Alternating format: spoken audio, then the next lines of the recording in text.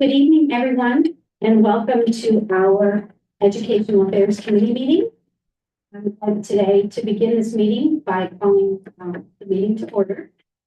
I would like to welcome everyone viewing from home and those of you who are present tonight to join us. And there what may be some impending poor weather. Right now, I'd like to take roll call.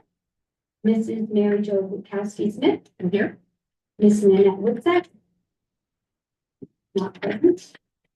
Ms. Christine Dole. Here. Ms. Michelle Williams. Here. Thank you. The Educational Affairs Committee members have received the minutes from last month. I would like to ask for a motion to approve those minutes. So with that, we'll approve those minutes. Thank you. This evening's agenda, which is displayed on the board, includes a presentation on the elementary literacy program, which also includes literacy TOSAs, our teachers on special assignment, their scope of work, and on the ELA 4 pilot update. We are, for those of you who are not aware, in the process of selecting a new core ELA program. Next on the agenda is the PA Seal of Biliteracy, which will be an informational presentation. And lastly, we will do a highlights of our comprehensive plan.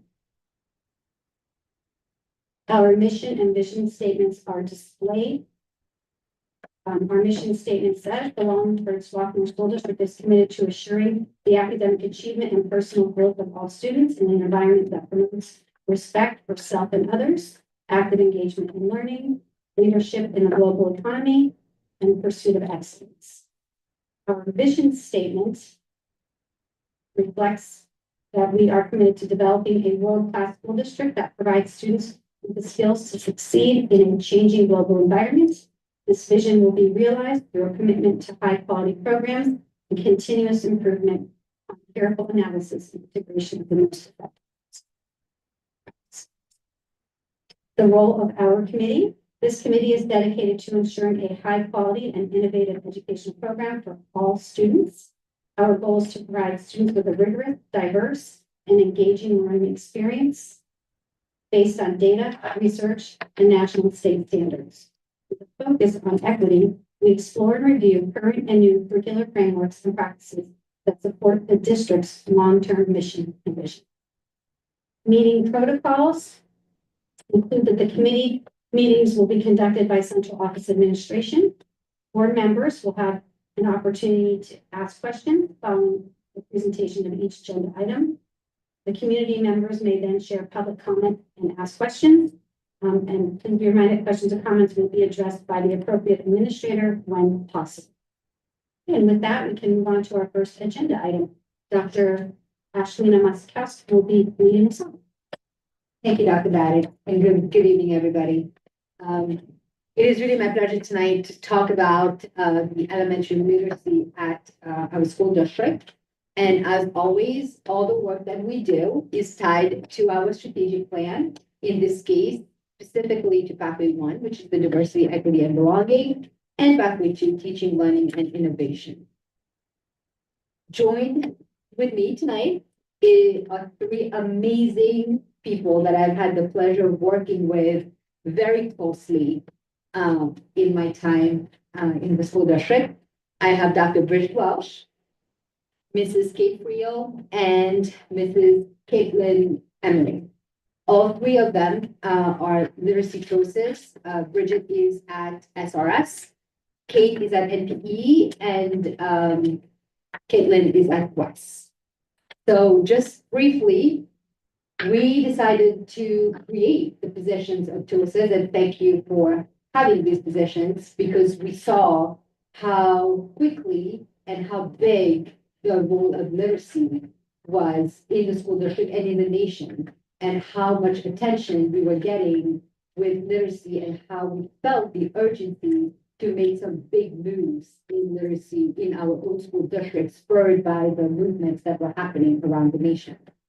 So initially, when we created the rules of the TOSAs, if you remember, we were at that moment in time when we were starting to implement 95% group, because we came to you and we said, there is a gap in what we were teaching. We had started doing the shift to science of reading, and we clearly saw a gap in what we were doing in grades 3 to 5, and we needed more vocabulary instruction, and therefore we adopted the 95% group.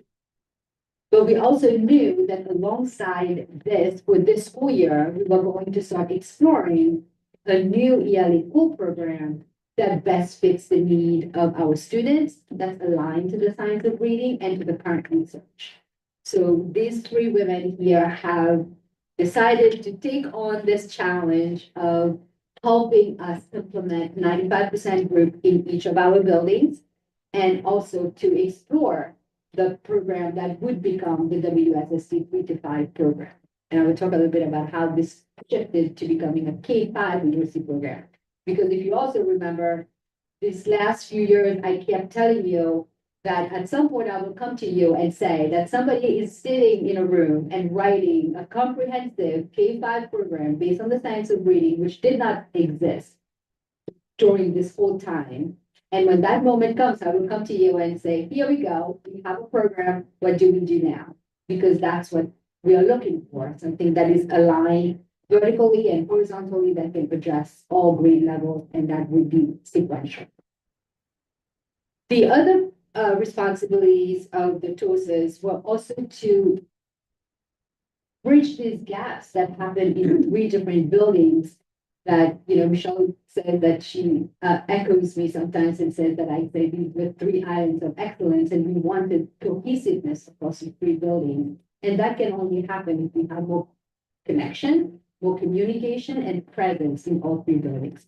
So having these 3 in positions where they are these 3 people really help with making those connections. Being a point of contact between the Office of Curriculum and the elementary school, helping me with planning and coordinating meetings with building principals, with grade level chairs, with the reading specialist group. We have 13 of them, with all the different teacher groups that we have. And also with my role in leading cultural proficiency in the district, all 3 of them are CPEDs. They're all 3 of them cultural proficiency equity teacher leaders and have been. So having them in this dual role is really powerful for our school district. So all in all, I will tell you that I have worked with Kate and Bridget since 2020, and Caitlin joined us in like 3 years ago, 2 years ago. Last year. I feel like I'm nerdy. I mean, we fight like sisters, we make up like sisters too. We cry together, we laugh together. We go on conferences and we say what happens there stays there. We spend a lot of time together, and we do a lot of good work together. I would also say that they are the expert, not me. I rely on their knowledge and their expertise a whole lot. They have something that is really invaluable to me, and that institutional knowledge and historical knowledge of the school district. Because combined, they have 40 years in this district. They've both been here 20 years, and they've both seen the evolution of literacy and what that has been and what the district has been. So truly, this is a wealth of knowledge sitting here, and it's a powerhouse. You just need to be in the room with them and you'll see. And this is briefly, I'll give you just a recap of the history. So when I came in 2020, we had a program that was in use for 10 years with no major shifts. And again, Kate Friel called me up one day. It was in the middle of COVID, and we were looking at the program. Kate called me and said, doesn't know me, has never met me in person, and said, I don't think we can look at this as a program. We need to create our own, because there's nothing out there that exists that will meet our needs. And that's how our K2 literacy program started along with a whole group of teachers that worked alongside us, including Bridget. Caitlin, you were in grad school on that. Caitlin is, affectionately the baby of the group, but we love her. So we started we implemented K1 in 21-22, and then we went to grades 2 and 3, grades K first and second in 22-23. So that's really the history of where we are, which is what brings us today to this point where we are like, okay, we're going to be looking for a program for grades 3 to 5. And then we found out that we are going to go K5 because that's what's out there. So I'm going to turn it over to Bridget so that she can talk about the scope of work and how they've been doing it so far. Thank you, Dr. Mazakowski. We're ready to dive right in here.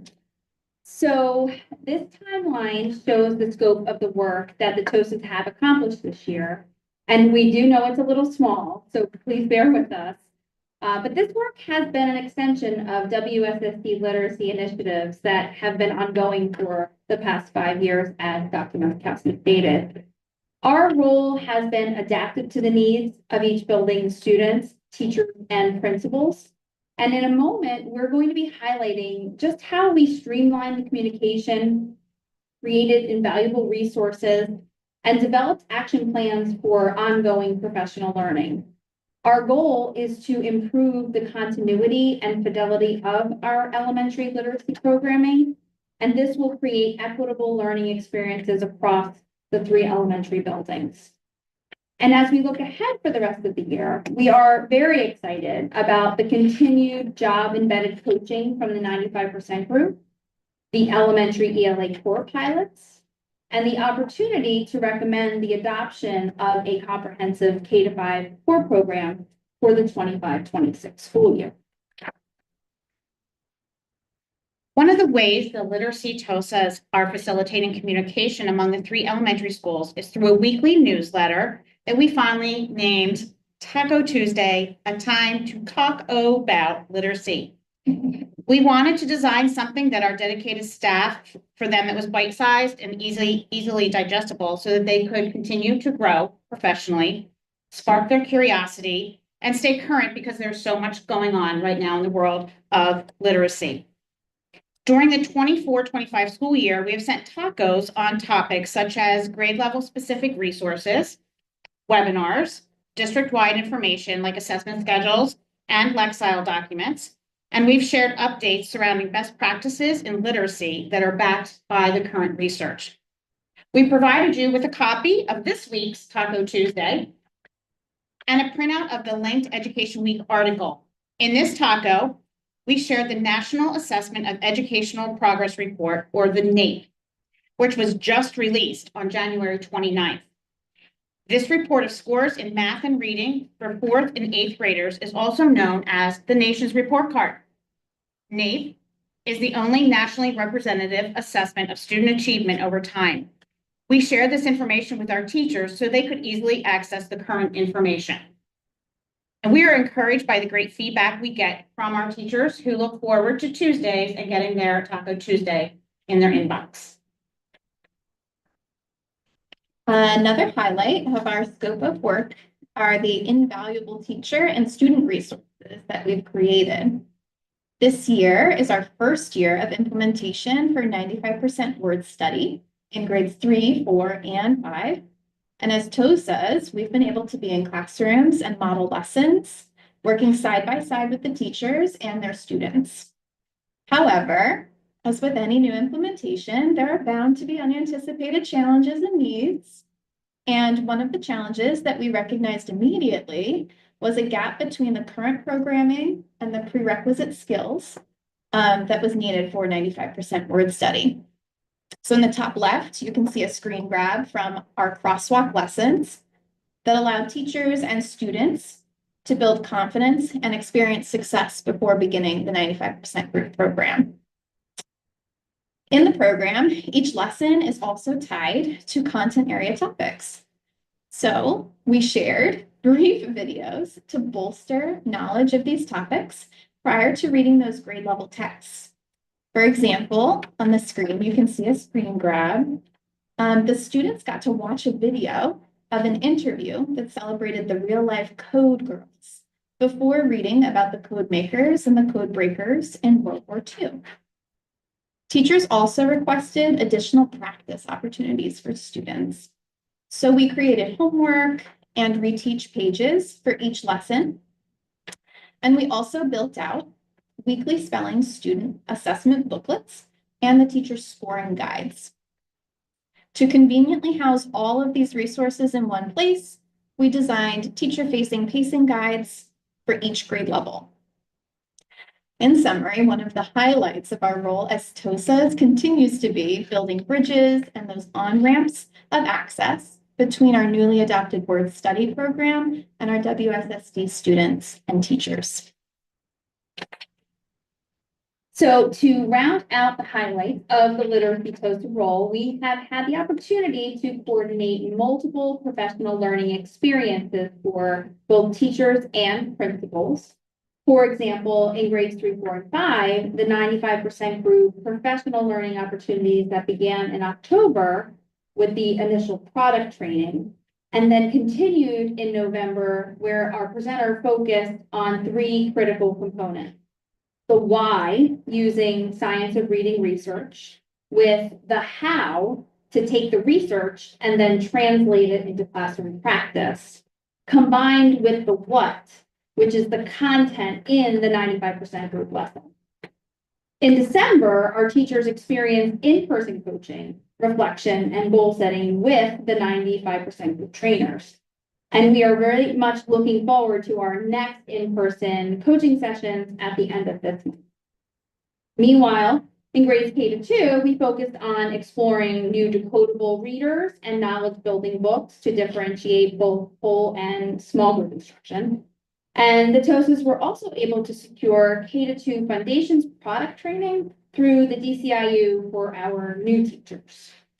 And all of these trainings support our current literacy initiatives of knowledge building, word study, improving student outcomes, and aligning structured literacy classroom practices with the science of reading research. I will jump in here and say that as this afternoon at 2:30, we were talking about our next professional development day, February 14th. And we're talking about the afternoon. And I'm not sure where the idea came, let's offer a menu of different sessions that the teachers can attend based on the need that we're seeing right now, because we are in the middle of a pilot. There are some, we are still doing geos, we're still doing 95% group. There are still so many elements to this program. And within the hour, we came up with 6 different topics. How we're going to organize the sessions, who would lead what sessions, who we're going to tap in the shoulder of this person. We're going to build in data meetings in that afternoon. When I call it powerhouse, I'm not lying. Like, it's really like we're sitting in the room downstairs in the basement, and it just comes together. Keep going. Okay, thank you. So now a transition to an elementary ELA core update. And we're going to guide you through some of the data supporting the need for an updated elementary ELA core. And then we'll discuss a potential elementary ELA core recommendation and adoption. Some people may look at this and freak out, but this makes my heart sing. I love the data. So this information was presented to teachers and to principals during our August in-service days. This is all data pulled from Linkit. And on this slide, you can see a comparison of each grade level from fall to spring for their ELA MAP RIT score averages in all 3 elementary buildings during the 2023-24 school year. A RIT score represents the point on a continuous scale of learning. So it's kind of similar to measuring a student's height with a yardstick, and we would expect it to increase over time. According to NWEA MAP, we should also expect that students in the primary grades are going to show greater increases in their RIT score during a school year than the students in the upper elementary grades. So across the top of the slide, you can see the three schools, maybe you can see the three elementary schools. And then across the bottom are each of the grade levels within that one school building. So we're going to look all the way over on the left-hand side within NPE's data, just so that I can help you read this. But on the far left, that light gray column represents the average fall ELA mapped RIT score for kindergartners in NPE. And then the darker column next to it, so darker gray, right next to it represents the average spring RIT scores of those same kindergartners at NPE. The light teal one next to it represents the fall RIT scores for first graders at NPE, and then the darker represents the spring RIT score for those same first graders, and so on and so forth across from 2023-24. Yeah, we don't have spring from this year yet. Do you? When we have it. Yeah, so as you can see in each grade level and across all of the elementary school buildings, we are excited to celebrate that our districts are showing that appropriate growth from fall to spring based on the averages of those RIT scores. Similarly formatted, the data pulled from Linkit here show a comparison of those grade level average fall to spring ELA map percentile scores. Again, this is from last school year, 2023-24. We're thinking about percentile scores now in all three elementary buildings. So while that RIT score is specific to an individual student's performance on that continuous scale, the percentile rank shows how well students score when compared with other students in the same grade level, not just in our district, but across the entire United States for anybody that takes NWEA math. So interestingly, when we compare our primary students in K-2 with our upper elementary students in 3 to 5, we see some differences in the national percentile ranks when comparing fall to spring. So we can see in K-2, going from fall to spring shows increases, while in 3 to 5, going from fall to spring shows decreases in those national percentile ranks. And this is the same across all three elementary school buildings. Increases K-2, decreases 3 to 5. This means that while our RIT scores from that previous slide show that our teachers are working hard and growing our students individually from fall to spring, the percentile ranks here show that when we compare students from across the nation, our grades 3 to 5 WSSD students are being outperformed. So this confirms our need to investigate and update our elementary ELA core programming. And with this in mind, Bridget's going to walk you through some of the data that's derived from our teacher surveys. In December, the TOSAs went to each of the three buildings and gathered teacher qualitative perspectives about how well the current board-approved literacy programs address the state standards and address the strands of the reading and writing ropes.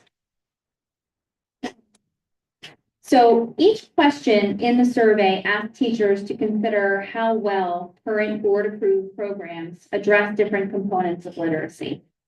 The first slide asks specifically about Heggerty and Foundation. As you can see, about 80% of the kindergarten and first grade teachers were satisfied with Heggerty. Similarly, 91% of the kindergarten, first, and second grade teachers were also satisfied that Foundations addresses the strands and the standards. The teacher perspectives about the efficacy of programming are consistent with the student achievement data that Caitlin just shared. Now, the next slide represents two different teacher perspectives regarding how well the Fountas and Pinnell read-alouds and mini-lessons address language comprehension strands and standards, and how well the 95% group addresses the word recognition strands and standards. As you can see in the top chart, approximately 40% of the teachers in grade K1 and 2 are satisfied with F&P Classroom. And on the bottom chart, in grades 3 to 5, 82% of the teachers feel either neutral or satisfied that the 95% group is addressing the word recognition strand and standards. Now, it's encouraging to see 82% because the program was just implemented about 1 month prior to taking the survey. And so the TOSAs, we saw this as an opportunity to take the temperature of the program, even though we knew it was only a short time after the initial product training, but we felt it was a really good opportunity. And now this last slide represents 2 different teacher perspectives regarding how well the Lucy Hawkins reading and writing units of study are addressing the writing rote components, the language comprehension strands, and the state standards.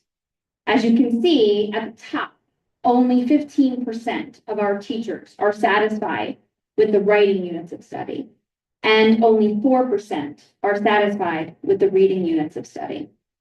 This means that 85% of our elementary teachers are either neutral or dissatisfied with the writing units of study, and 96% of our elementary teachers are either neutral or dissatisfied with the reading units of study. And again, the teacher perspectives about the efficacy of core reading and writing programming are consistent with our students' national performance. So overall, this evidence supports our investigation into updating our elementary ELA core programming. And so now Caitlin and Kate are going to walk us through the ELA core selection process thus far and how we are making the shift to structured literacy in K-8.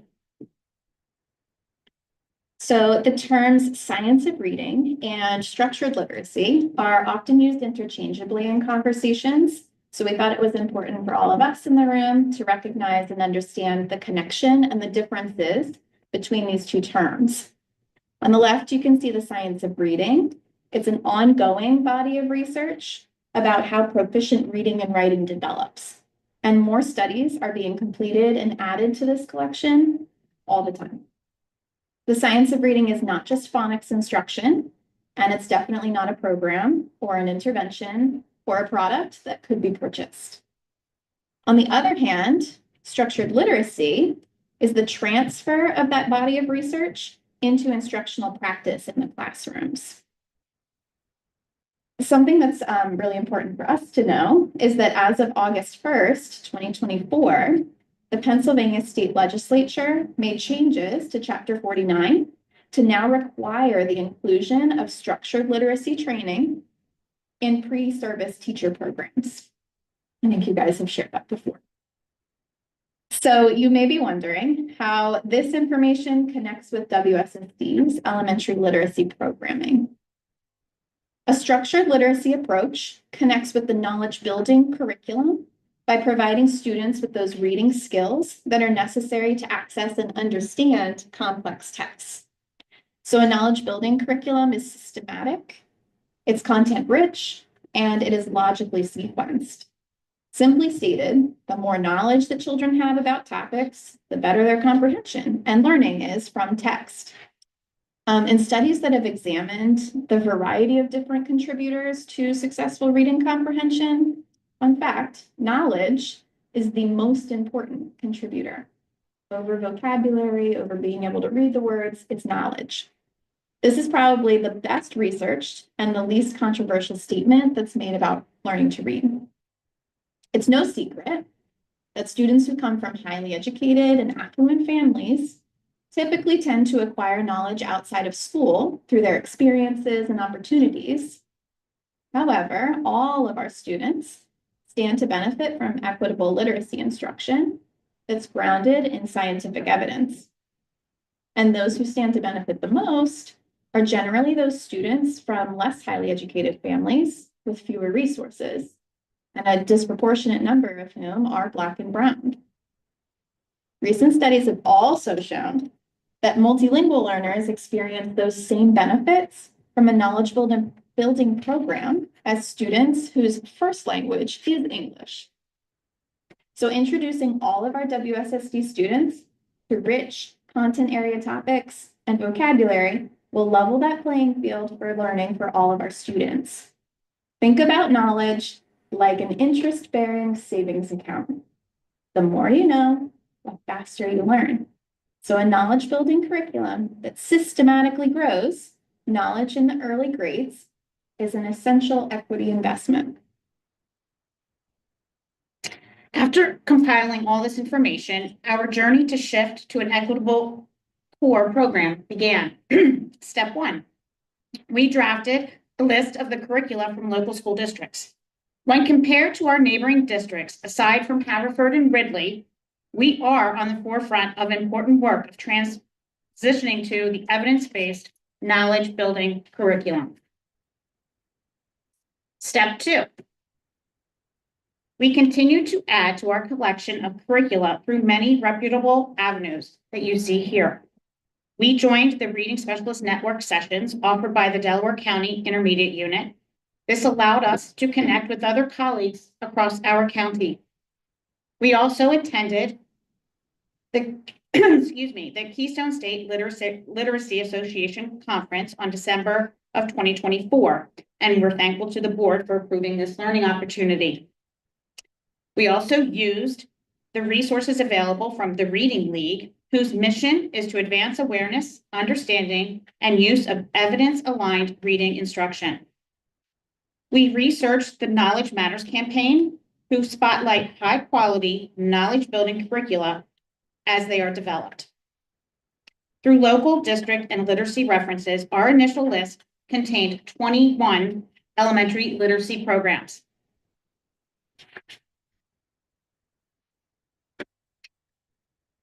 We moved to step 3. Each program of those 21 was evaluated to see if it met the WSSD requirements for a core literacy program. The recommended program must be a vertical K-5 curriculum. It must be comprehensive, meaning that it integrates both reading and writing instruction, and it must be a knowledge-building program that is aligned with the science of reading research. Step 3 continued as we narrowed the list from 21 to 16 programs by considering the requirements for a core literacy program in WSSD. Of the 16 programs, 9 were eliminated because they did not meet the established requirements. For example, some programs were only available in K-2. We were looking for K-5. Some had separate products for reading and writing. We required an integrated program. And others were entirely online, computer-based with little or no teacher instruction. They were The literacy TOSAs met with the remaining 7 companies, 5 of which met the requirements to advance to the next step in the evaluation process. So in step 4, we evaluated the 5 products. We reviewed sample materials with company representatives. We joined virtual meetings and webinars, and we interviewed teachers from other districts who were using the materials. The far left column of our review matrix lists the non-negotiables that teachers shared, again, in those survey responses. For example, components that we found that the teachers valued from the survey were diverse and high-quality reading materials that represent our students, common assessments, professional learning, vocabulary, grammar, and an integration of writing. And using this matrix, we narrowed the field from 5 products down to 2 products.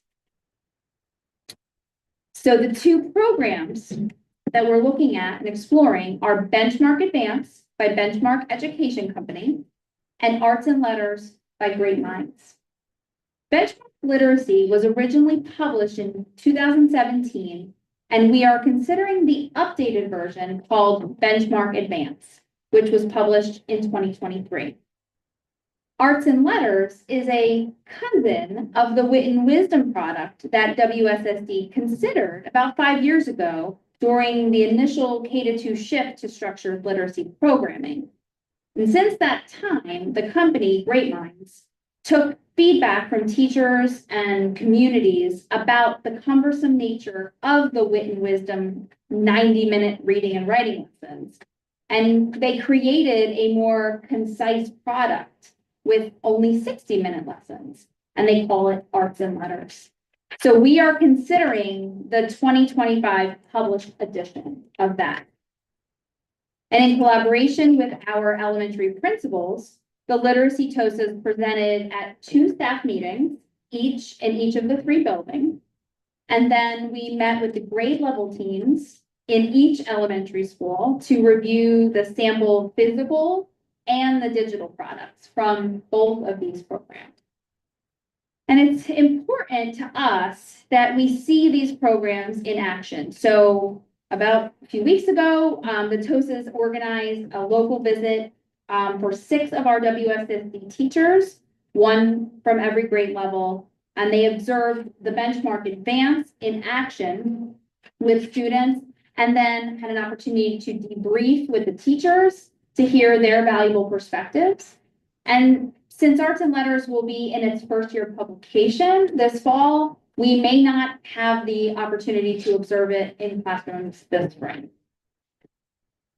Now, based on survey results, the one non-negotiable of a new elementary ELA program that was very highly valued by our teachers was Tier 1 differentiation that would meet the wide variety of student needs within our classrooms.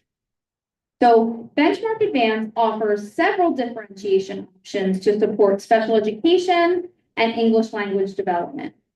Each lesson provides scaffolded instruction, grade level texts, small group instruction, explicit phonics and foundational skills, multimodal strategies, and built-in reteaching and intervention.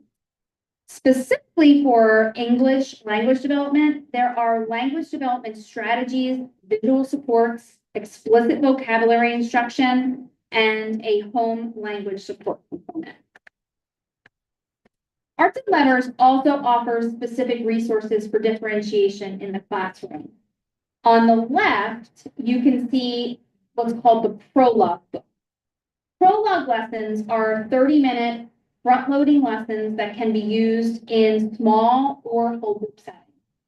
The lessons preview topics and introduce new vocabulary before the whole class, so that all students can be prepared to participate. Additionally, on the right-hand side, you can see an example of the embedded teacher supports within each lesson under the red heading, which is Analyze Student Progress. These on-the-spot ideas are specific actions for teachers to monitor and offer immediate support for students. The product also includes a notation for when the concept will occur again in the scope and sequence so that a teacher can readily support students as needed. So in summary, this slide really outlines the decision-making process for selecting an elementary ELA core curriculum for the 25-26 school year. It details the narrowing down of programs from an initial 21 options sourced from local districts and literacy references to a final selection of 2 programs, Benchmark Advance and Arts and Letters. The selection process was guided by recommendations from literacy organizations, alignment with the science of reading research, and WSSD key curriculum requirements, such as vertical alignment, integrated reading and writing instruction, and knowledge building. And now Dr. Mazikowski is going to share information about the K-5 ELA elementary core pilots, as well as the rest of the potential core adoption timeline. There are so many slides that I feel like I should go back to and say to you, if you can imagine the amount of time, energy, and investment that went into speaking to all these reps, digging into each of these 21 programs, getting the feedback from the teachers, from the neighborhood school districts, from districts that are actually using the program. I can't put that. I can't quantify that. I can't put that into words because it was really a Herculean task. So we got to the point of where we were presenting in each of the buildings, the two programs, we have the samples. Each of them were, all three of them were in each building to talk to teachers and walk them through the program. And we had a PD on January 17th, when Dr. Scanlon received some emails from some teachers expressing concerns that they wanted to have the physical materials in the classroom to experience with their students. Before we get to that point, I want to point out that when we started this process in September, we were at the time in the school district where we heard loud and clear from our teachers, no new initiatives. We were going to be implementing Reveal Math in K-5, K-8, but in each of our elementary buildings. We were implementing 95% group in grades 3 to 5. NPE was implementing Nurtured Heart. So we were, and everybody was like, no more, we can do one more thing. So we took on exploring all the programs and bringing all that information to teachers. I believe that come January, the mood had shifted, the feelings have shifted, and teachers had the bandwidth to, I guess, have this in their classroom. So on January 17th, Dr. Baddick and Dr. Scanlon said that we are going to have the programs brought into the district and start a pilot. The pilot would start on February 10th and would end on April 4th. So we are currently in the process of that pilot because it will begin on Monday. And we have so far planned professional development around arts and letters and benchmarks.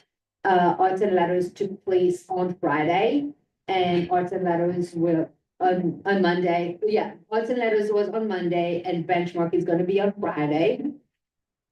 We started with 15 classroom teachers for each program to pilot each program. And as you know, a pilot is totally voluntary. And teachers volunteer for a pilot, they can opt out of a pilot at any time. We do not mandate a pilot. So far we've had one teacher opt out of piloting arts and letters, and we've had 2 teachers opt out of benchmark advance. But we are in the process of doing the pilot, and it will end on April 4th. We're working through some of the hurdles of having a pilot in the classroom. We've sent out letters to families informing them that of the teachers who are piloting. We've informed the families that their children will be in this classroom, that we will be seeking the feedback from the students as well as they experience the program. And to implement the pilot, we will have meetings with administrators and Kate, Bridget, and Caitlin bi-weekly so that we get feedback from teachers about how the pilot is going, how the program is being implemented. If you remember when we did 95% group, we brought you that data, the anecdotal data of how teachers were feeling using 95% when we were piloting it, as well as assessment data of how their students grew. So we are depending on our principals to do walkthroughs as these programs are in their building with their students, with their teachers, so they can see it in action. So the principals can provide us feedback on how this is going. We have ongoing PD with the companies. And if you see this picture right there on that, this happened this afternoon. That's downstairs. That's downstairs right now, the loading dock. As we were meeting, got a phone call that it's being delivered. So the unpacking of it and the distribution, this is just one pallet. There are going to be more because the materials are coming. So the unpacking, the sorting, making sure that it is going to be reaching the teachers that are piloting the program, yours truly right there. That's who does it. It needs to be tomorrow, so. Yes. I told you. We said, We need that. we told, Trying. but I got never Saying no. Yep. We're like, upscaling, like, this needs to happen, and it needs to be in the hands of the teachers. The nightmare is when two companies send you these at the same time, and you have to separate them and order them. So, and we have an ambitious timeline, because by April 23rd, we need to present to the finance and the facilities and finance committee meeting and make a recommendation for which program by April 28th, because another non-negotiable that the teachers have asked for is that the program that is selected based on their feedback, that they have the materials in hand prior to going into summer break, and that they at least have one professional development session on the program so that they're prepared coming in, as opposed to coming in September and unpacking the materials and learning the program. But we know that we will have ongoing coaching and professional development regardless. We did talk to the reps and make sure that either company, we have ongoing coaching. So this is really the timeline we're looking at, and this is the shift that happened with us moving to a pilot and therefore pushing the timeline back on making a decision on which program we're picking. And anybody wants to come talk tomorrow? Be in the basement. So having said that, I really want to stress that I know I talk very highly of the three of them, and as much as sometimes I feel like they want me to leave the room because I can be tough too. It's not easy to all get along all the time. There are a lot of steps that need to happen for a new program to be implemented while keeping the momentum on initiatives that are already there. And initiatives that the three of them are integral to, and that I can't imagine happening without them. I often joke that Dr. Welsh can step into you can take my job, Bridget, right now, and you would probably do it better than me. I often say that to Bridget. So these are some of the things that I have listed on the slide, and that took a lot of, even to get to that point, we did a lot of thinking of what needs to happen and brainstorming. So to have a new program, we really have to look at our ELA schedule, at our ELA block. So how are we purposefully and effectively using our ELA block now that we have this new program that has the components that we want? The report card will have to be revised so that it's aligned to the program. You have to do the scope and sequence, the curriculum mapping of whichever program we pick. We look at the Lexile reading measures. What textbook are we using? How are we assessing students? What is our assessment calendar? How are we using our AIMSweb, our universal screeners, to match the program that we are now adopting, and creating rubrics for each of our assessments so that they are aligned to the report cards. All of these are just really, me saying this is really, you can imagine layers and layers of the depth of how each of these bullets go to actually get this work done. And this is the next step. Once we have the program in hand, the implementation really requires all of this work. And having done this work for a long time, I will tell you one thing, is that no one can do this work alone. That's not possible. No one can do this work alone. And having the three of them this year made a big difference in how much was done in a short amount of time, and having the manpower to do it. I leave you with a quote: teachers on special assignment are not just educators, they are change makers, creating pathways for both students and schools to thrive. And we're really seeing the breadth and depth of this work. And we got to this point, and being able to pivot and put a pilot together literally in 1 week is no small feat. This is a very important time in WSSD when we are selecting a literacy program. It's a big decision to make. And we want to make sure that we are making the right decision and that we have all the data and information that we need. We've seen, philosophies on reading go change and, whether it's structured literacy, whether it changes, but at this time, when we know better, we do better, and we are knowing more and more, we're learning more and more about how students learn to read, write, and be better readers. And I think our jobs are really important. So I thank them all for the job that they do. Thank you for being who you are and for all that you bring to the table. And thank you for all the support that you give. Thank you. Do you want to do questions at this point? Yep. Okay, okay. All right, thank you. Wait, before we start questions, okay, thank you.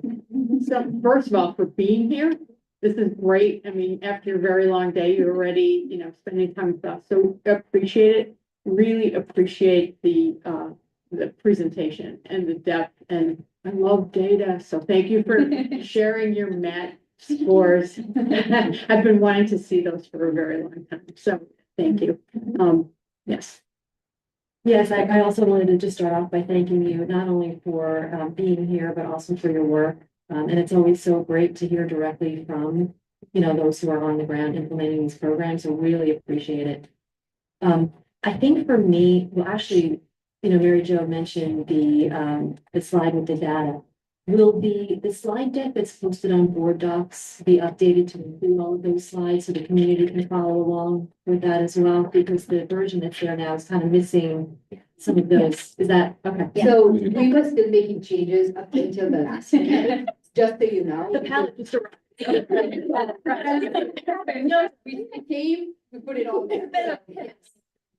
So, yeah. Yeah, and I think for me, I'd like to better understand how, so I guess a question I have is, would the core program include the need for the 95% group program? I'd like to better understand how they interface with each other. And if, additional training is going to be required to do that and what that might look like. I also really appreciate that you gather teacher feedback. That slide with the percentage of agreement, and that really was, really helpful. I also kind of just wonder, how are the students receiving the new program? Just, so those two questions. And I was going to ask about differentiation, but we covered that as well. So thank you. All right. Wants to take the 95% question? You want? Okay, sure. Yeah. So for the two programs, Benchmark Advance does include phonics instruction in their block that they are providing with their product. Some of the feedback that we heard from teachers when they were reviewing example products was that it's not as robust as the foundations that we have in kindergarten, first and second grade, and that it's not as robust as the 95% group that we have in 3, 4, and 5. The arts and letters product does not include phonics instruction at all. So it would be a complementary product, 95% in arts and letters, going hand in hand. So if you think about, I know we love the reading rope, but that word recognition strand where we're teaching decoding, how students learn to read those words, that's your 95% and your foundations. And integrity. Integrity. And then your language comprehension, which is all of your vocabulary, your verbal reasoning, those language structures, that's going to be this core program, your reading and your writing instruction. So I would imagine that's a big consideration as well, right? How are we going to make this doable for teachers to marry these together?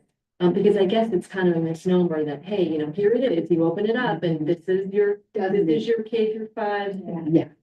Perhaps, I mean, it sounds like, so that's just something I kind of wonder logistically what that will look like and feel like for them. Yeah. And then, the kids too, I was just wondering, how are they enjoying 95%? Are they receiving it well, or? I can tell you from being in the Yeah. classroom, they literally cheer when I walk in. I don't know how they feel about the program. No, but I think they're enjoying it. I think they're seeing the growth in themselves. I was just talking to fourth grade teacher who gave it's the triannual spelling assessment at the beginning, the middle, and the end of the year. And she was saying, I've never seen growth like this in kids from fall to winter. Usually she'll see it from fall to spring. But she said, I've never seen growth like this in the scores. And the kids are able to talk about their growth and able to talk about the patterns that they're seeing in the words on these assessments. One of them even said, so when are we going to get words that are multisyllabic instead of just one syllable? Like a fourth grader being able to verbalize that. Yeah. So, And I would just add that I think different grades have different stories. So third graders who are just coming out of the K-2 programming have a little bit more fresh knowledge of that strand, whereas our fourth grade students would have had a little bit of a gap because we didn't have that in our corporate, we didn't have 95%. Well, we had some pilots going on last year, but, and then that would lead our fifth graders. They really have had the least amount. So we can kind of see each grade level. So there isn't really like probably one story of the students. There's probably a story for each grade level of student. And that tells a big story in and of itself, I think. I will answer in a more big way, like bigger way. We don't want to take away any resource that the board has approved from teachers, because one of the things, one of the strengths of this school district is the ability of teachers. I've always said and recognized the high quality of teaching that happens in this school district. What was happening that I was making sure does not continue is this idea of I have to go find my own material. I have to go find what I have to use. If we know that 95% group is a effective and productive complementary program, and it's in the hands of the teachers, we've already invested into it, not taking it away, but at least we know that that's what is approved, that's what we're using. We don't have to go borrow and go purchase on our own, or ask PTO to buy, or ask parents to, hey, chip in and give. This is what used to happen. This is the practice that we want to get away from. So it's not taking away anything that we've already invested in. Yes, we have this school program that we want to purchase and we want to put in the hands of teachers, but we also recognize that because of the high quality of teachers that we have in the school district, they also desire and economy in what they use, and I want to be able to honor that. So it's not taking away, but it's really how do we. You are able to use it, you are able to fit it in your ELA block, and the students are benefiting from it, sure. But we want to be aware of what is in the classrooms and what students have access to. I understand, it's just that I'm just thinking about the fit. And, Yeah. and, you know, but, Yeah, I agree. Thank you all. This was, overwhelming for me, so I can't imagine what the teachers are feeling, if I'm being perfectly honest. I, like Christine, had a little bit of like concern as to how all this fits together. So the two finalists that you have, Benchmark and Arts and Letters, you mentioned that they were evaluated by the reading league? Yeah. They were. by the rubric of the By the reading, rubric. yes. Yeah. And were they, They passed muster. okay. And so I guess my concern is, this is just my perspective, I feel like this is very rushed. I would like to maybe pump the brakes a little bit, if I'm being perfectly honest. This is, I mean, for me, this is a really huge curriculum decision that impacts us for years to come. And I want to make sure we get it right. And so I would love for there to be more than, you know, like 8 weeks of a pilot, to get some like real data rather than just, you know, what teachers think. And I love what teachers think. Don't get me wrong. I don't want to adopt something that they hate, but I would like to see some like data of where is it taking us, and I guess that also, you know, maybe you've built that into your plan to see where there are at the start and the end, but I just am a little nervous about like, even with the teacher feedback, like if you ask them, I love it, I like it just depends on the method you're gathering your teachers, I guess. So I'd be curious to see what that looked like. And the other thing was, you mentioned that at the very end, and I don't have it in my presentation, but the curriculum adoption process, how how we're I know what you're talking about. how we're kind of, you know, as an educator, I've always been taught that you set your standards and you pick a curriculum that aligns to your standards. So I'm a little concerned about like aligning these things to the curriculum rather than the other way around. So for example, like, and even, I know this because daughters in elementary school, but our social studies standards are non-existent. I mean, non-existent. And I will tell you that we pumped the brake all together on social studies, no new initiatives. That was one of the things, one of the initiatives that right away, as soon as no new initiative came by, was social studies. And it does tell me that there I agree with is you. no social studies standard. But I guess I have some concerns. So I'm not trying to micromanage, but those are like No, no. kind of major big red flags to me. So I'll speak to both of your points. The first one is this whole year was the exploration and looking at the program. The alternative to not adopting a program is to keep Lucy Pop. And I have a lot of concerns and reservations about keeping Lucy Pop kids or starting the next school year with Lucy Hawkins and then adopting. Like I don't, honestly, as an educator, as a parent myself, it doesn't echo well. Yeah. And it's not what I would recommend as the director in this school, to keep Lucy Hawkins.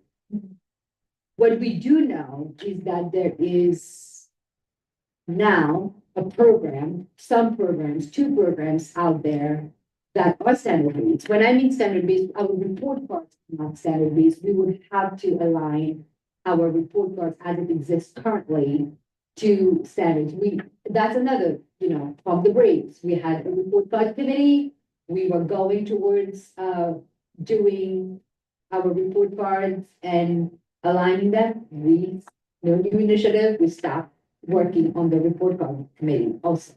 There were several Yeah. we know, well aware.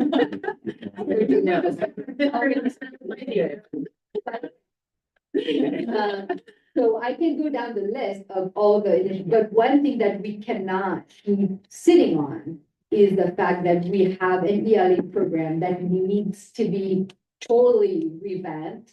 And I'm sitting here and telling you that there are parts of Lucy Hawkins that I can stand behind and tell you that it's productive, it's effective, it works for students. But I cannot tell you that it is the program and that it addresses all the streams. It just doesn't. And the data shows that our students are downward sloping on these critical areas, and nationally, and Wallingford-Swarthmore is always at the forefront of everything. We're not, because we need the read.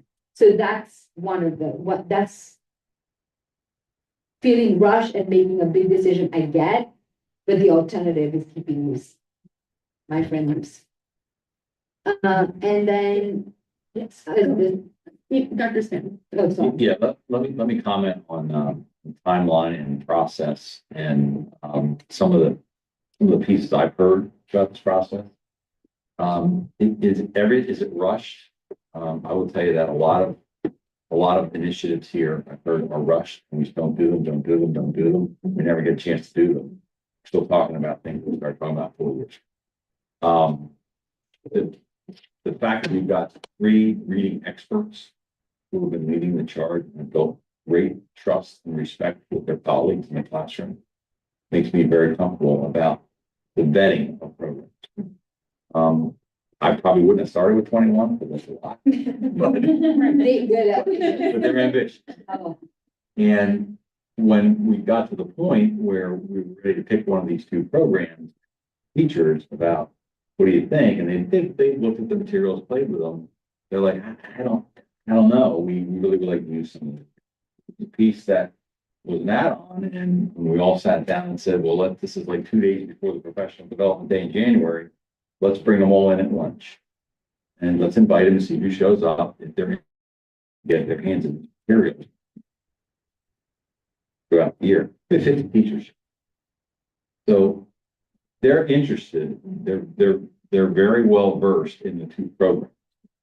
And they just want to make sure before a final decision is made, they get an opportunity to use some. There's concerns about the vendors, what's going to cost. Dr. Baddock called the vendors and squeezed them a little bit, and they donated almost all the material, except for the teacher. It's The trade folks, the trade folks that they don't own, so it's They couldn't. they don't own the copyrights to that, but everything else they gave us free. it's very little cost to really put these materials in the hands of the teacher, and the teachers are really excited about it. And I think when you get through that, and then we kind of build a timeline out of that, if we can get these materials by February, and publishers have been they've been keeping their word on that. Because I think it's a good place for publishers to get their product. Little difference in phonics versus non-phonics, but we have some strong phonics.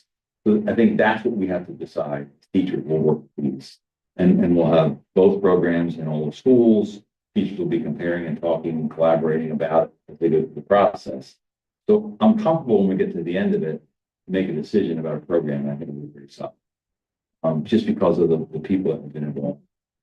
The fact that short notice, 50 teachers came in and said, yeah, we can get them all to the table. And I think there's excitement. And I think there's definitely a lot of interest on the part of the teachers. I'm okay with that. To delay it, you can always delay it and look at another 21 programs, and you may be back at the same spot. But at the end of the day, you want to make sure you have good reading instruction. Kids. And that, if the teachers don't come back and say, hey, either one of these things, then we would start doing that. And will we give them an option for them to say, we don't like either one? They tell us they don't like any, I would say, yeah, absolutely. Yeah. And then you got to figure something out for next year. Yeah, and obviously the alternative of leaving in place. So I didn't mean to imply that I wasn't on board with some correction change, but it just, But the speed, and I respect this, the speed at which things happen. Again, but I think there's a little more to that. Speed, it's not as fast, but I don't think the board has heard as much about going on last month. So. And if I could just add to that, I've been in the schools, all the elementary buildings since the rollouts, and I'm calling it the brochure. When they went out and presented all this information, and then once they found out there would be a pilot, there is a lot of excitement. There's a lot of verbalized appreciation. We had a lot of people volunteer for the pilot, and I think that everyone recognizes the really hard work that these ladies engaged in to bring this information. So it's exciting. I had teachers hug me, and I'm not even the one that's doing the work. They are. It's exciting. Thank you. And so is there a plan for after adoption of these materials? And first of all, thank you, my God. Is there a plan to ensure that as we have aligned curriculum, that we are mapping this aligned curriculum out for our teachers, that we are including whichever, if it's benchmark or arts and letters as the primary, plus the supplementals is all going to be mapped out for teachers. And so, I know you're not going to get it all done by summer, but at least like the first part of the school year. Is that how are you planning to get all that on board for teachers? Well, that's part of the continuation of their role, of, who is in these roles, whether these roles were written for a year, for this school year. So do we have, who do we have in that role? Who do we have in the Purple Muffin Elementary? All of Yeah, it depends on personnel, people, it depends on, That's how we're gonna. yeah, and the continuity, which is why I kept saying, like, you know, for the continuity of implementation, for the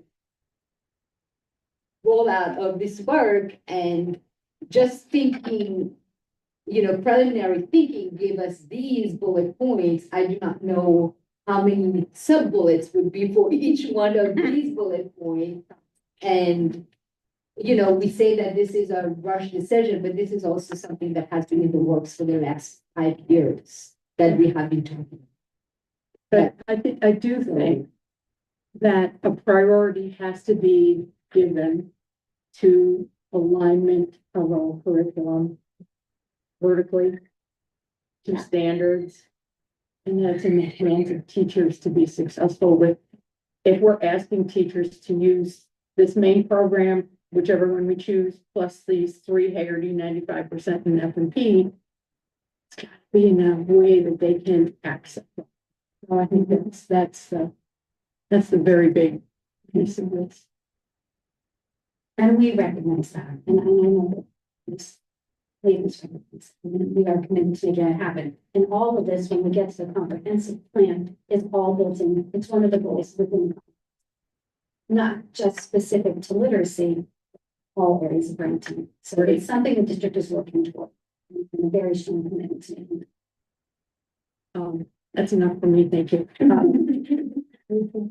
I just had a quick question about how the teachers chose which curriculum they wanted to, like if they're, I don't know, the researcher in me said if they're still selecting which one they wanted, they may be more inclined to simply report out about that. You know, and I think, I mean, to what, which program to pilot? yes, No, it was, No. so they volunteered to pilot, so they volunteered to pilot, they which one they volunteered get to is not pilot. up to them.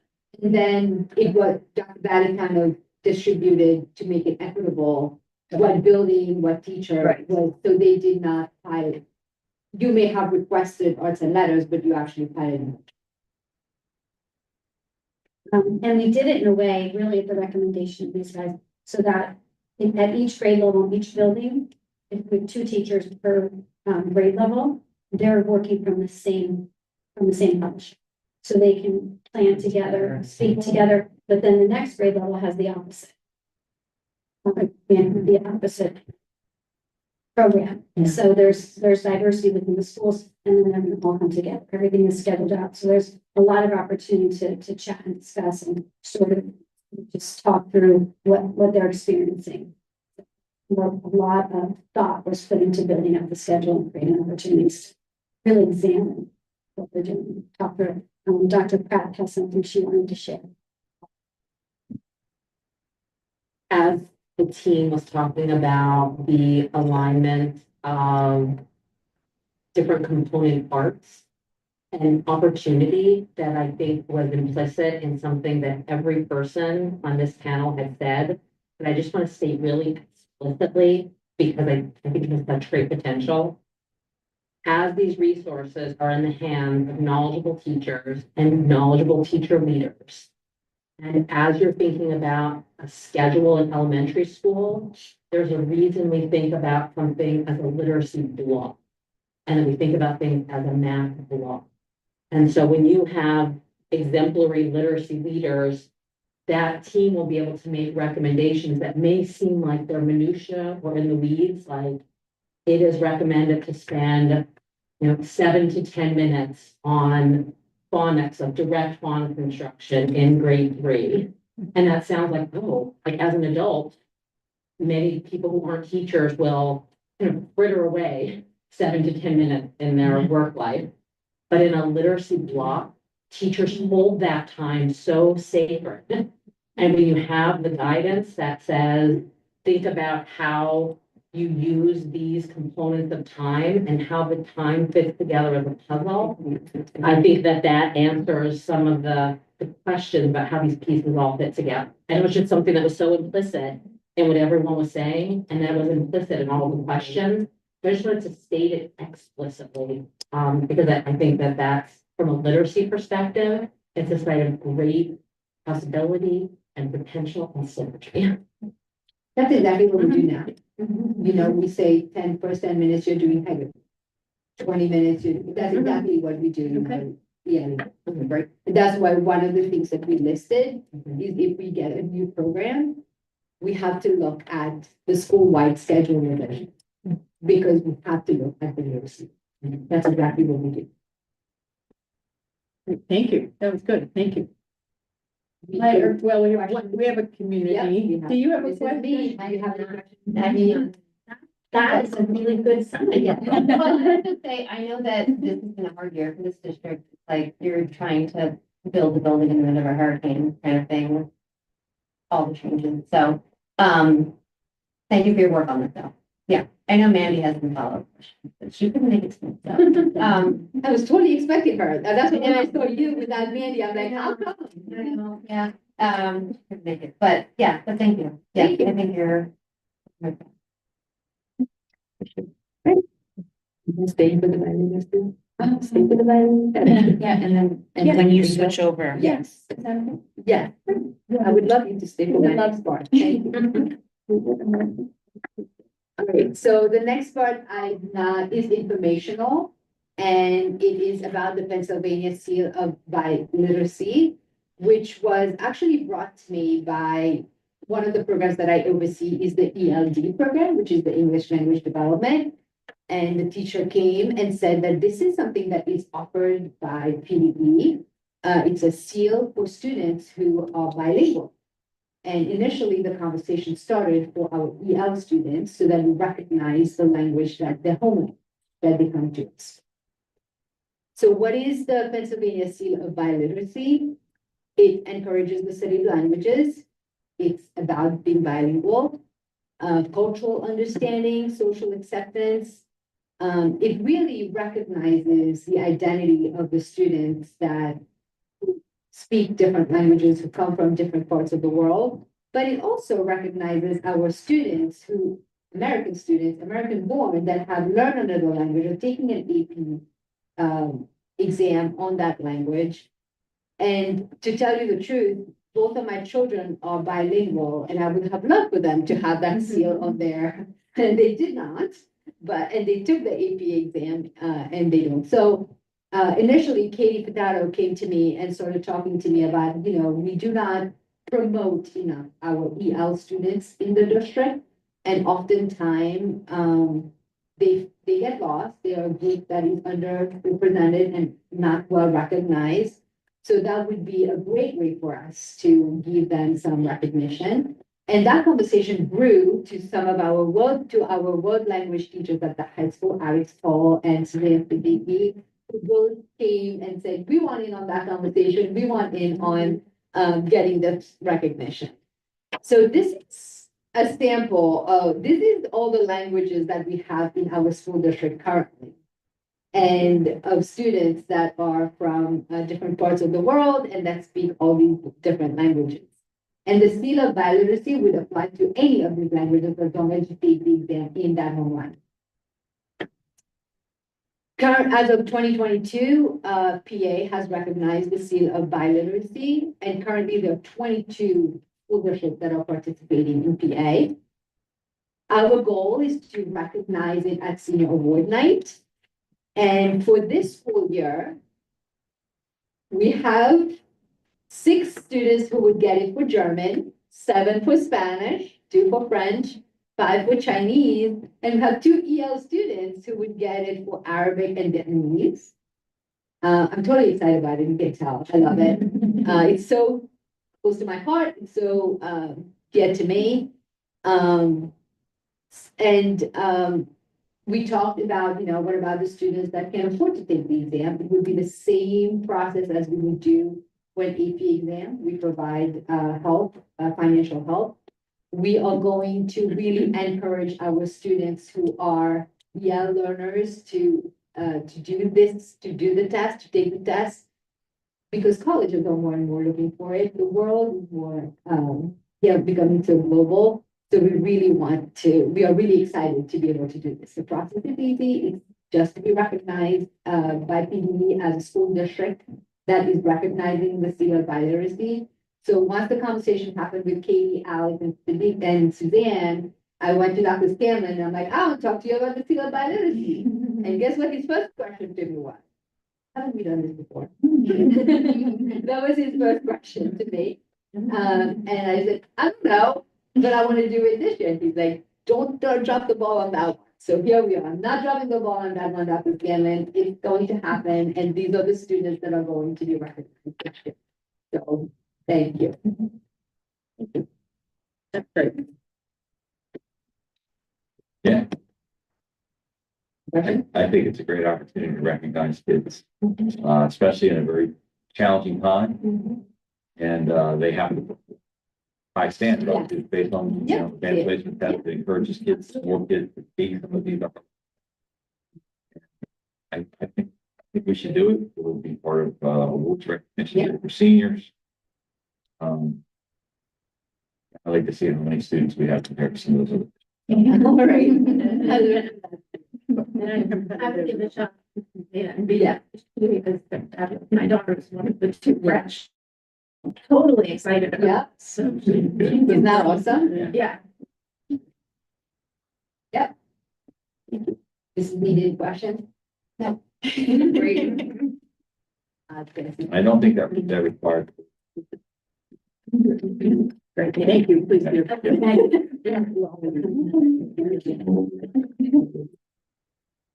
Yeah, get home safely before it all starts. Thank you. Thank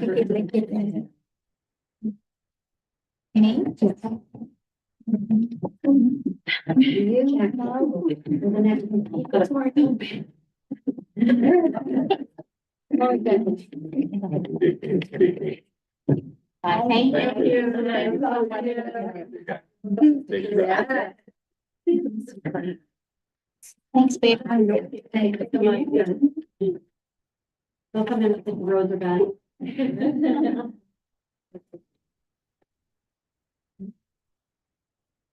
Dr. Seaman, you mentioned that at the next board meeting, that's the Yeah. award, I think that's. Yeah. That's needed. Oh, Like, good. yeah, agreed, yeah. Yeah. Yes. Yes, I mean, it's new. Yeah, yeah. People want. Otherwise, it'll just get lost. Right. In the. And then Only those parents.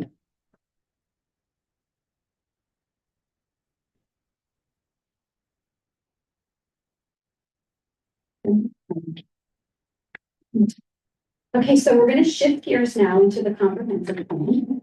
What a fun way to end our evening. But it is exciting. Do you want to click it? No.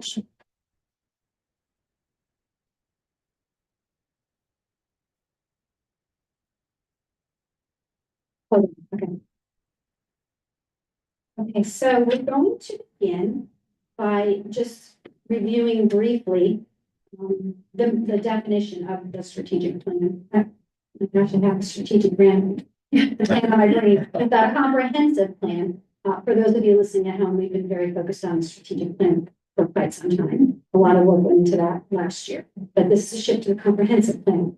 The comprehensive plan is a document required by the Pennsylvania Department of Education. It outlines the goals, the priorities, the actions the district will undertake to improve education outcomes and address specific needs within the district. The plan will be good from 2025 through 2028. It is a plan that runs on a 3-year cycle. Next, we're going to briefly go over the purpose of the plan. The first is to improve educational programs and outcomes by setting clear objectives for improving student achievement, academic programs, and instruction. Next, the next purpose is to establish a process for accountability so that we can demonstrate and ensure that the district is meeting and will continue to meet state and federal education requirements and provide a framework. Another purpose is to ensure optimal allocation of resources so that we are meeting our financial, human, and material needs and to ensure that they are aligned with district goals. The next is to promote engagement through collaboration among stakeholders and to inform decisions that foster support of the district's vision. The last purpose is to ensure compliance. In doing so, making sure that we meet the legal requirements of the state and federal education policies, including those related to student performance, safety, and special. The way that the comprehensive plan is set up for completion through the Department of Education, it's sort of a three-phase process or three stages. The first is referred to as the ready stage. It's the planning phase of the comprehensive plan development. And we're going to go through these phases briefly. This is definitely a highlights reel. The next stage is the set or the needs assessment phase. And then the last is what they refer to as go, which is the actual development of the plan. And under each one of those headings, you can see that there are a number of categories. The plan is very involved. When you look at it, each one of those has many layers of information, and it just requires a lot of input about a lot of things going on in the district. But the plan is designed to both look at what we've done and where we're headed. So it sort of serves two purposes. The planning committee, this slide represents the planning committee. Oh, I'm sorry, I'm ahead of myself. This is the vision statement. So in the first part of the plan, which I just described, it's a lot of demographic information. One of that is the vision of the vision statement for the district, which I read at the front end of this meeting, so I'm not going to repeat it. And then, of course, we have the mission statement, and then this is where I was headed. This is the planning committee slide. There, as you can see, there are a lot of names, and I think what's most important is to notice the representation of people on that. I think you're all on there, but we have parents, students, administrators, teachers, community members. All of them played a role at one point in time. The top half are folks that were at the beginning of this process, which was initiated in 2022. And so some of those names you will recognize as still being employed through the district and still being a big part of everything that goes on here. But some of those names are folks who contributed but have since left the district. But of course, they were part of the process, so they remain still contributed. I'm definitely not going to repeat all these things. The next part of the process is the set phase, which again, I talked about earlier. So we moved out of the sort of pre-planning phase and we're moving into set. And that is what is referred to as the needs assessment. And through a really involved process of looking at data and information, you come up with a summary of strengths for the school district. And this is a list of strengths, but this list is not exhaustive. I will run through it quickly because I know that it's small and hard to read. But again, there are additional strengths, but I think these are important, and many of these address achievements. So in ELA, math, and science on the state assessments, the all student group, so that's all of our students combined in each of those content areas, not only did we meet the state standards, we've already exceeded the 2033 statewide goal of the school district, which is very impressive. On ELA, math and science, again, the state assessments, the white and Asian groups, they also exceeded that 2033 statewide goal. Our ELA building level scores exceeded statewide average at every single level, and 3 out of our buildings, the 3 are SRS, West, and the high school, they exceeded also the 2033 statewide goal. The 3 elementary schools, all 3 of them, exceeded the statewide 2033 goal for math. And the 3 elementary schools met or exceeded the statewide 2033 goal for science. Strathaven Middle School scored above the statewide average by 18% in math and algebra. And the high school scored above the statewide average by 29.6% in math and algebra. Strathaven High School has a 95% graduation rate, which exceeds that 2033 goal established by the state of Pennsylvania, which is 92.4. One of the other strengths of this district is that we recruit and retain highly qualified staff, including teachers, administrators, and instructional support staff. And I can tell you that over 83% of our professional staff have advanced degrees. The full continuum of behavioral health services offered by the school district has strengthened the district's response to mental health issues and behavioral health concerns and have allowed for a more proactive approach. And that's a really strong area of the school. And then lastly, depicted on the slide, the school community advocates as a whole, and as a whole for the support of the whole child, including but not limited to academic achievement, mental health well-being, cultural proficiency, and self-efficacy for our students.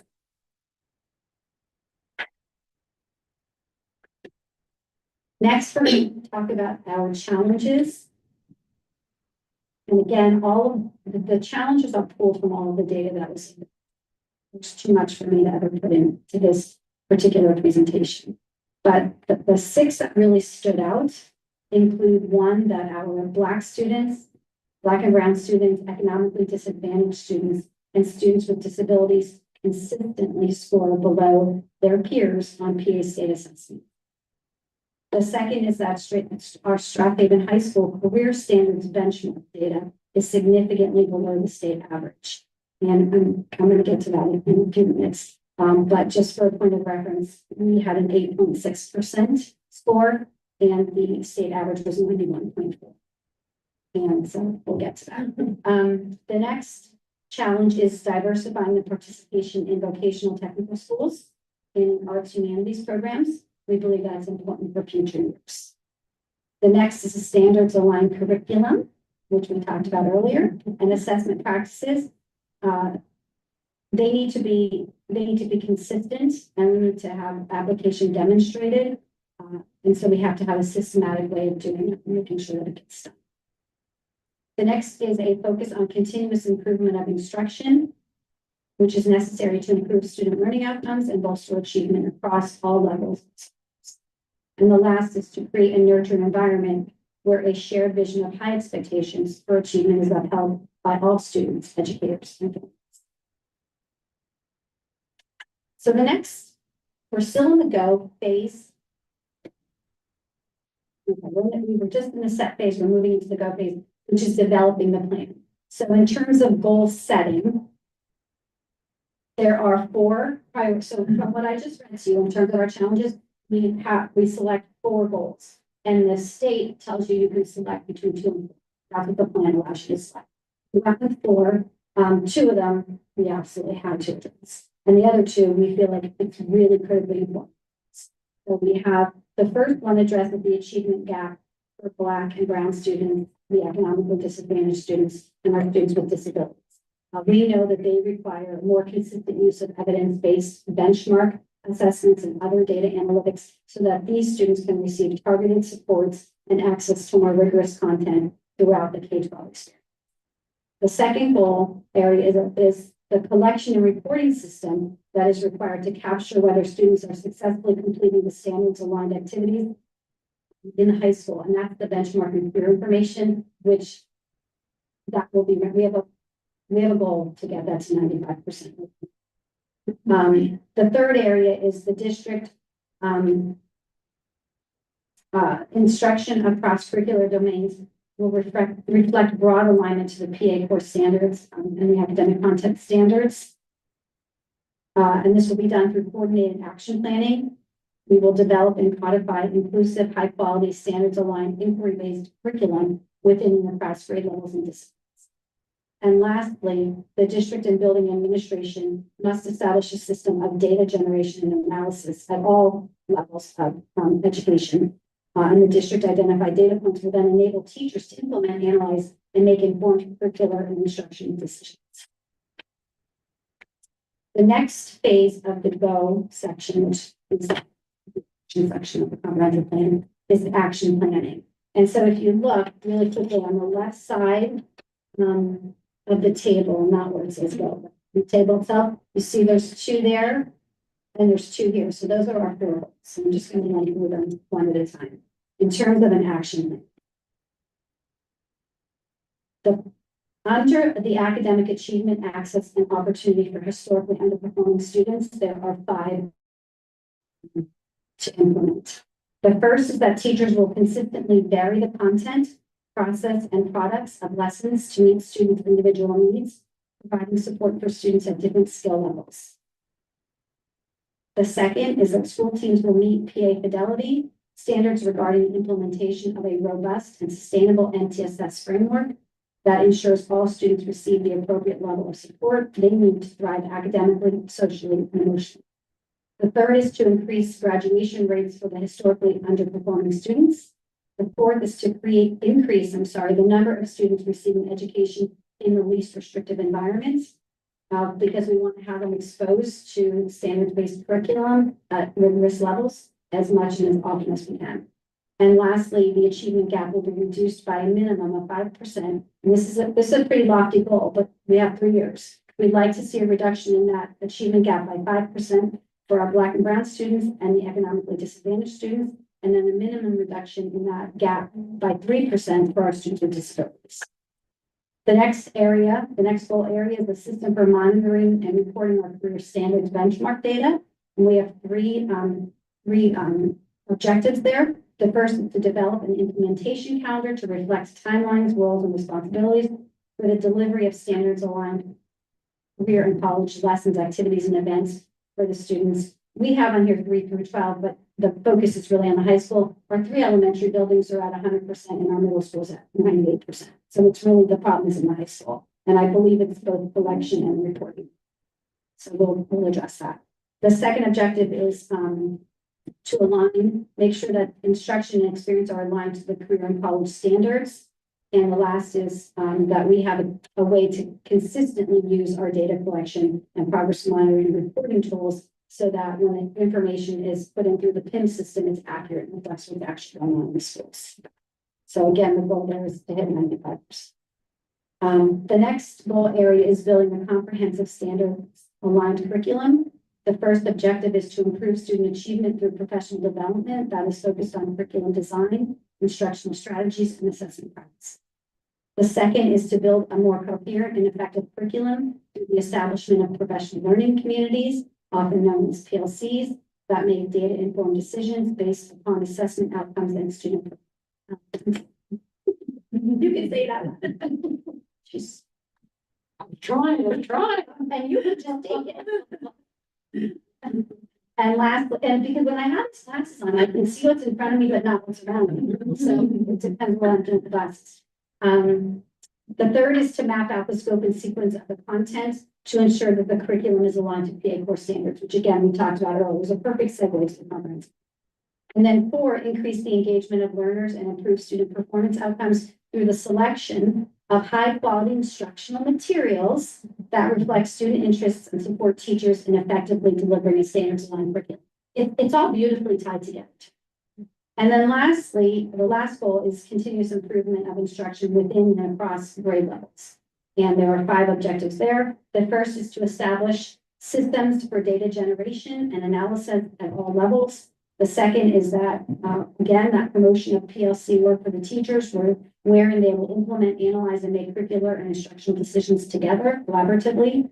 The third is to have a systems of progress monitoring to be used to inform the areas of strength and need. The next area is to make sure that we have data teams operating in each building. These teams would be working to evaluate student achievement, growth, attendance, behavior, enrollment in rigorous courses, all that information together to be considered and analyzed by the data teams. And then lastly, students will learn to interpret and track their own data so that they too will be invested in this process and inspired to keep working hard.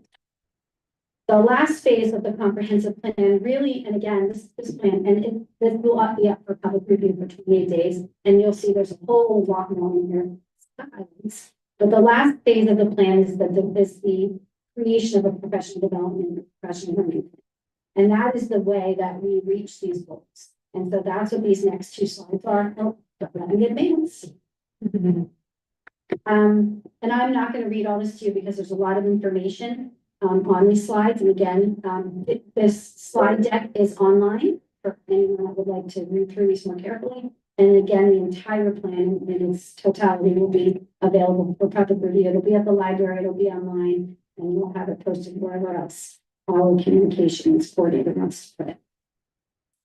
But in terms of our professional development plan, we're going to be looking to provide professional development and guided support in curriculum design, instructional strategies, assessment practices, also in PLCs, in the selection of standards aligned textbooks and materials, on formative and summative assessments and what to do with that information, all of the data that we collect, and how the data teams use that information. And I just really summed up that whole page in like one long sentence. And then the next slide continues. And again, if you were to look, I'll go back. If you look to the left, the column on the left is the measurable goals, and then the evidence-based strategies in the center. So it gives you a sense of what we're working on with each action step that's going to be delivered through the professional development. So the next slide is developing protocols for observing and evaluating and collecting feedback on best practices in teaching to ensure that we are teaching to all students and meeting all of their needs. Things like differentiation and scaffolding and just making sure all that stuff is being done. Establishing in, again, those data teams, but also we have RTII and PBIS, and all of that comes together to support the students. And so we'll continue to professionally develop our staff in that way and make sure that those practices are evident by the principals when they're out in classrooms and offering feedback on a continual basis. The next mention here is regarding the career standards. And we're going to, again, establish a calendar that reflects timelines, and that's going to involve some training and some group work. And then also then consistently using and reporting that, again, that requires some professional development. And then the last two areas both have to do with MTSS. The first is to make sure that, again, we're embedding differentiated teaching strategies in all instructional settings to address the needs of our diverse learners. And then lastly, to continue to develop and implement MTSS that is comprehensive, data-driven approach designed to provide targeted interventions at various levels. And as you all know, because we just had a really wonderful in-depth presentation on our MTSS and framework, both RTII and PBIS, we know that this is really important to the district and the work that we're doing. So we're really committed. And I did mention accidentally the strategic plan earlier, but the comprehensive plan really does mirror much of what was in the strategic plan.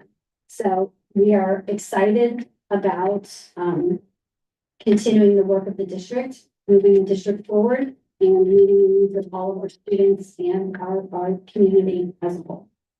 With that, I'm happy to answer any questions. Wow. I know. I think my question is, how can you best explain how to view this in conjunction with the strategic plan? Is one sort of like more long-term and another shorter term, or do they, like, how does? I'll answer first. So the strategic plan is 10 years. It's 3 years, but that's only because it's a 3-year cyclical process. The comprehensive plan is required by the states. So we have to do a comprehensive plan. The strategic plan was done by the district of its own volition and interest. They wanted to create a strategic plan. The pathways, again, they were built out through all the audits that were done, but they really do mirror much of what was done here. It's very data driven, and it's designed to be. And there's a lot of other input that goes into it, but a lot of it is pulled right from the data that's available. This plan, we have goals established for the plan, but those goals will continue to be goals. If we hit the targets that we hit, I mean, some of them, I'll tell you right now, some of them are definitely going to be in the next comprehensive plan, because we're looking to, in a reasonable way, advance. And I'll just speak to students who are underperforming, that those subgroups of students that we know are underperforming. We're going to put a lot of energy into advancing them, but closing that achievement gap by 5% or 3% is not even close to where we want to end up. So we're going to continue, but if we have that forward and upward momentum, we know we're doing the right thing. So we'll continue to build off that. And again, that was in both plans. Dr. Stanley, is there anything that you want to add to that? Yeah, it's a requirement by the state, and set in 3 years, every district has to submit. And some districts have their own plans above and beyond. Should come. Some places can do a matrix of the goals and what strategy it falls under in the strategic plan and the way to kind of crosswalk the two plans to do that. But we shouldn't be doing two separate things. Data is something I think we need to look more at in this district. And I think we need to use it as an instructional strategy, not just the final end product for assessment. That we looked at this career, for example, the career education part of the 339 plans, where we have to have a K-12 career and education portfolio. And the elementary schools by 5th grade have certain criteria that means we have 100%. I think it's 100%, right? So the typical guidance counselors are tracked. Middle school, same thing, by the end of 8th grade. Portfolio of Artifacts. They were 90%. 98. So then we get to the high school, we're at 8%, but I don't think that we haven't done anything. I just think we're not reporting it, we're not tracking it. We need to build a system. So it's not like the data is there, but a comprehensive plan like this will say, okay, you need to look at that and fix that. That's very fixable. Because I would say the kids are college and career ready. So how do we measure that? Whatever measurement we want to use. It sounds like the strategic plan informed this document that the state required. And it's not confusing to you all. You know which plan is what. And I mean, just to me, it kind of. To some extent, so where I could extract information from the strategic plan, there's so much work going into that. I did that, but a lot of what drives this plan is complements the strategic plan, but is coming from a different source. Well, ideally, within our strategic plan, objectives be data sort of interview driven and evaluated and. No oversight. This gives us the. We're getting it. Yeah. So I think it helped. I think this can help I understand. drive some. Yeah, thank you. Okay. Thank you for your work. It's a team. I had two questions. If we don't reduce the achievement gap, is there a penalty? Like what happens if we don't reach one of our goals? So I guess twofold. No, we're not penalized because we don't reach our goal. But it hurts us because the way that the state uses the information that is used to build this out is the information that drives our school district. So that achievement gap is a problem for the school district. Our overall scores, our building level scores are reflective of this achievement gap. So when you look at the future ready index information, it's broken out by all the subgroups. So we need to work on it. So we've basically already been penalized on the report card for that achievement gap, and any improvement we make improves. They will benefit us in the future. And I saw mention of PLCs being implemented. Is that across the board? That's across the board. That is our goal. Terrific. Great. Two things. Will we get updates like annual updates? Yes, we can do an Okay. annual update every spring. Yeah, because then when you get your new data. And then it helps us. The other Stay on thing top. is, are you using Naviance to? Okay. The Navion system that's currently in place, in the. Are you using it for career? So it has the potential to be used and with new resources like the SCORE tool, you have Navion's competing with things Okay. like SCORE. Okay. And so I think part of the work of the strategic, of the comprehensive plan right now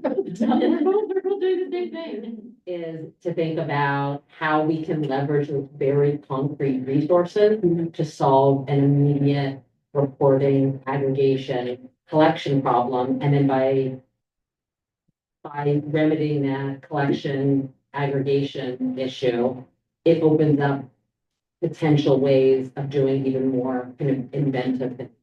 And so when you had talked about the relationship between the strategic plan and the comprehensive plan, they're not two separate and divorced things. Like you'll notice there's language in this comprehensive plan that's pull directly from the strategic plan.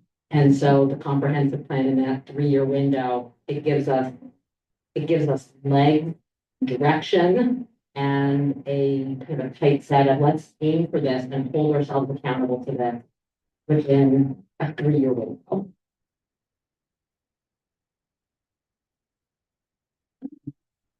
No, I think, thank you for very much for all the work. When I started a little bit more than 3 years ago, I remember, the meeting, sitting in and hearing about the comprehensive plan. But now, not all the audits and all of the work that had been done for that previous comprehensive plan. So it seems like now everything's going to be able to work more in concert together. So that makes a lot more sense. We have a lot of data. Yeah. We have a lot of not the systems, but we've bought a lot of things that we probably need to be using. The sound of it. We are working through what do we need and what don't we, what can we do away with, Right. what serves us and what doesn't. And so, yeah, I think there was a trial and error period, but I think we have a much better sense of what we need. We have a very clear direction. And none of the work that was done leading up to this point in time was an exercise in futility. All of it was with purpose and all of it benefits what we're doing as we move forward. So it just gives us the information we need to keep moving the district in the direction we want to head forward. And in the data world, we want the blue arrow facing up. Yes. I think our teachers are better to that. Almost middle school teachers and data. Give math testing. Trying to find people who are all giving tests, so I come back. And one of the is like, man, we need to help synthesize. Teachers can then plan instruction to help students based on. I think they're ready. They're asking. Find a way to package it simple. Yeah, Sure. it just reminded me of another question I had. The data teams that were mentioned in the document, will they comprise those? Will they be teachers? They will be teachers and administrators. And they will, yes, thank you. They'll all be building-based teams. Barbara, on that, I think that might be more for AJ, but I know Google offers an AI product, Gemini, that is, if you do it through your school district, you can use student data in it. And it's confidential, only your district uses it. And like you can put student data into it and it will analyze it, like even just as a teacher. Is that something we have? We have purchased something, a data warehouse called Linkit, and we've been professionally developing our administrative staff this year. We plan to roll it out to the teachers next year. It will be really important for our data teams because what it does, it takes all the different points of data, puts it all together in one system. Teachers and administrators can create dashboards. And those dashboards are tailored to the needs of a particular team or group. Student services may look one way, special ed may look another, mine may look another, Dr. Pat, Dr. Moskowski, anybody's may look a little bit differently because it's what we need to pull out of the data. But the beauty of it is it synthesizes all the data. So it sounds very similar, and we've already purchased it. We don't want to buy anything else. And there's a piece to that called intervention management, and that is I guess, I don't know, a room within the warehouse that focuses on behavior and all the PBIS stuff. So I know that Dr. McCullough has been super excited and Dr. Sandberg about that. And they've been training as well. So really good things are happening. Interesting. Thank you. Yeah, great. That's all good. Thank you. Anybody else? Yeah. All right. Well, thank you all. We made it. We made it.